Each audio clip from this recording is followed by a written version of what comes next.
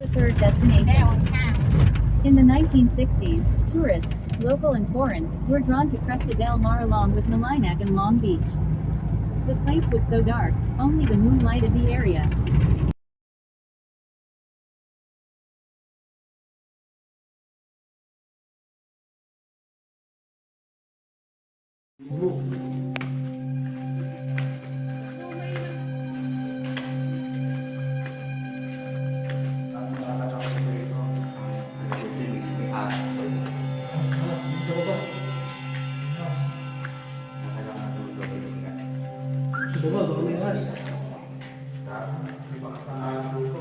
Diyan. Ano? Umigas na. Bakas ang ahas to. Tsaka may sumuka. Ayan o. Suka ng ibon. Bun? Suka ng ibon yan. Bula-bula.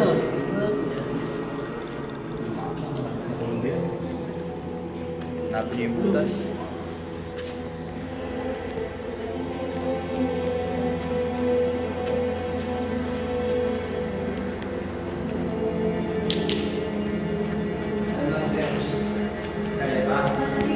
Kaya po.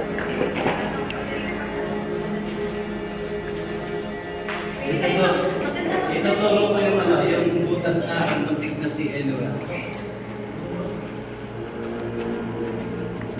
Muntik na siya, ilang balat niya. Muntik na siya.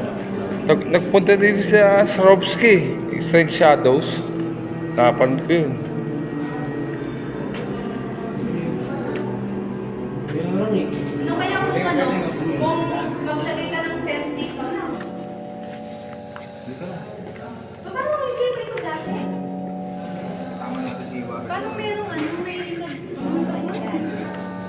Sa gilid ang taas. Parang may tagaan. Kumakain dito. Kaya malan. Hindi pala ka, ay mga aso. Uy, may ahas na Saan? yun! Saan po? Sa takot ko. Ayun, Palakahin eh. Saan? Ahas. Ay, yung cobra. Ha? Palaka. Yan, yung gusto pasukin niya na May nakitang cobra. Ay, ibig sabihin, pag may palak ng ganyan. Ngayon. So, ito na po, hanggang dito na lang po tayo. Dito sa area na yan. Dahil may harang na siya.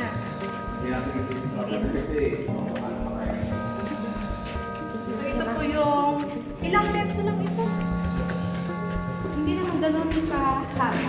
Pero, titingnan lang on meron. Kaya dito. Dito. Ay, butas tayo. Oo. Hanggang dito lang.